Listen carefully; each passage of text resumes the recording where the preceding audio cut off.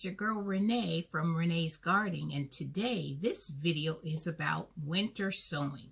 Yes, I said winter sowing because it is becoming that time of the season when winter will be upon us, and some of you guys are already experiencing winter with those cold temperatures. Here in Virginia, we have had a few cold temperatures, but then it pops back up to 60. You know, like today, it is 68 degrees. Can you believe it? And this is December. We're supposed to have the white powder stuff coming into our state, making our Christmas feel like a merry, merry Christmas. But what are we? I feel like we're in Florida. Short weather, capri pants type of situation. But without that being said, let's get back to winter sowing. And if you have never done winter sowing before, you have got to try this, because this is a method of putting seeds in containers and letting Mother Nature do all the work for you, and all you have to do is reap the benefits come spring, and you can watch the process happen right before your eyes. That's the part I enjoyed, because last year was the first year that I ever did winter sowing, and I was amazed. Some of my stuff did well, some did not, but you know what?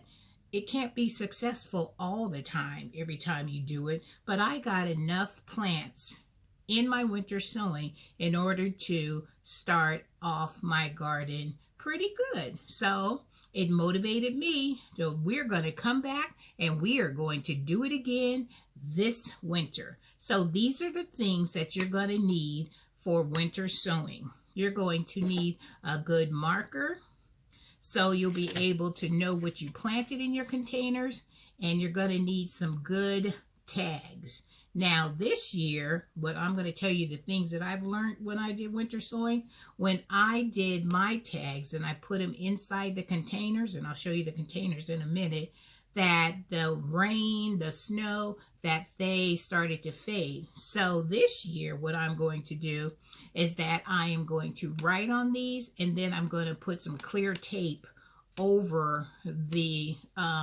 plant tag right here, so that will prevent, hoping that it'll prevent a lot of the moisture and the condensation to get into the tape, and I will still be able to know what I planted. And I'm also thinking about taking my marker, and I'm going to write on the outside of my containers. So let me show you the type of containers that I are going to use, that I used last year, and I'll tell you the pros and cons of all the containers.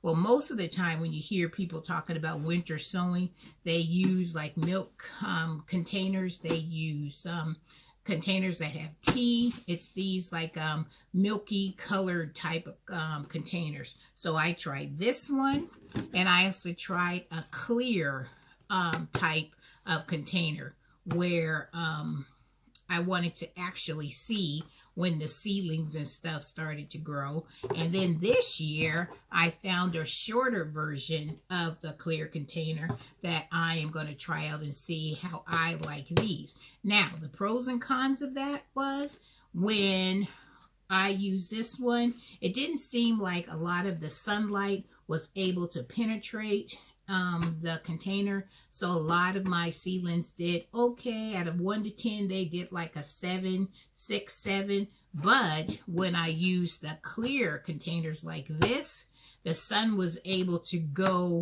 get into the container, and it seemed like it received more sunlight, so it helped them grow better. And I was excited because by the end of my winter sowing, my plants had grown all the way up to the top. So I was so excited. And also, when you use containers, you need to take off the tops, because you won't need these, because you're going to want the snow, the rain, to be able to get down into the container, so it'd be able to receive the water that it needs to grow. So I am so excited about trying this container out. So let me show you all the other things that you're going to need for winter sowing. You're going to need some duct tape, and I'll show you why you're going to need some duct tape. And you're going to need some good soil. I usually mix this seed starting soil with some regular soil so I can give it like a airy type of situation so the seeds and stuff won't have to struggle.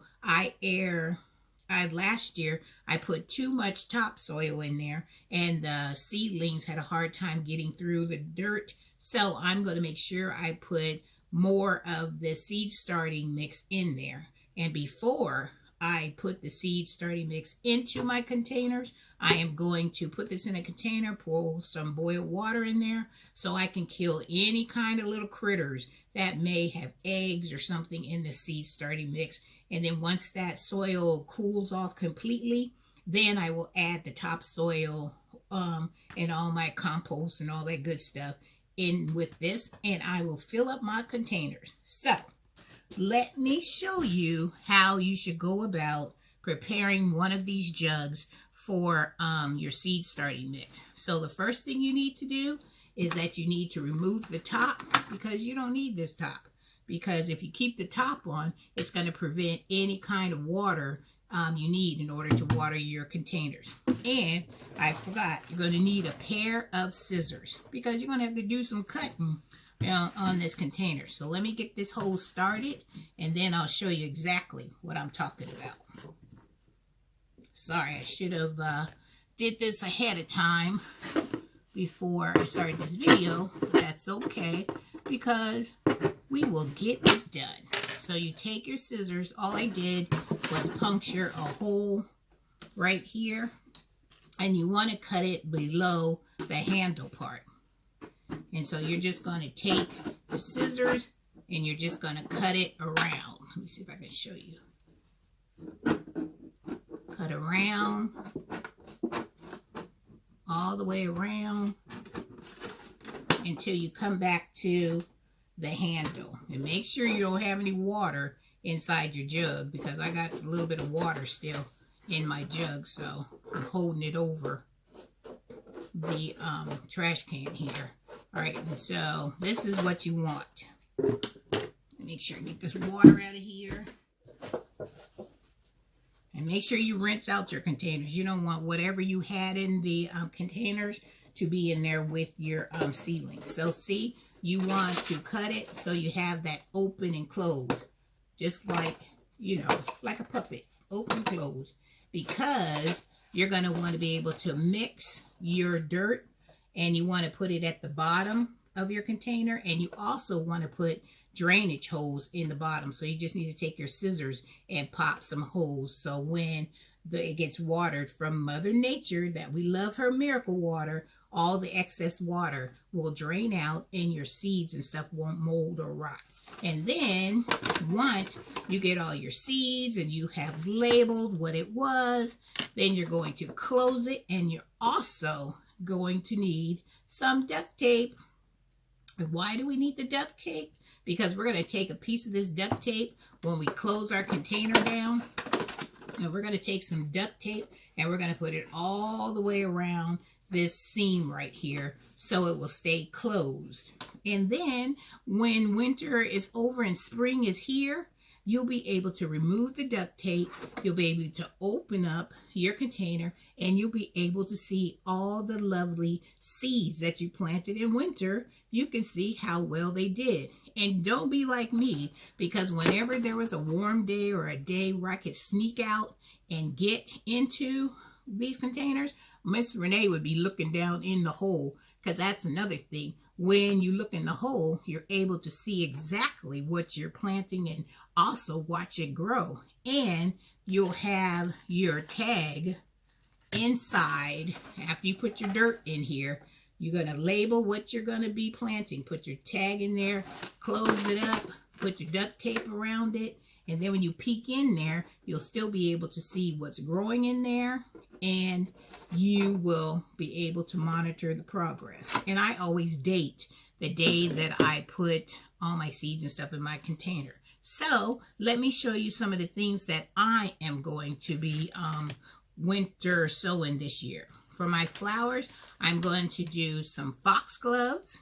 which I did. I had amazing results with foxglove, because over there where I cut that rose bush down, and you guys saw all those foxglove that I was saying, you guys have got to try foxglove. This is what foxgloves look like. And I'm hoping, because this is the pack that I winter sowed last winter, so I'm hoping I have a rainbow of these type of colors. So, and then I'm going to try some moonflowers, which I think would be cool. And then I'm going to try, of course, I'm going to do some sunflowers. And then my vegetables, I'm going to do some peppers. Even though I'm overwintering peppers in my garage, I'm going to try, these are Sweet Wonder peppers. And then I'm going to try some parsnips. And then, of course, you know, Miss Renee said I got to get my carrot game under, you know, I got to step it up. So I'm going to do 3 varieties of carrots right here. I'm going to do this one, and I have another one right here. 3 types of carrots, because I'm going to be trying these scarlet carrots. And I'm going to be trying this Persian carrot. And then I'm always going to try, because this is the one I really want to try, but I can never get these bad boys to grow.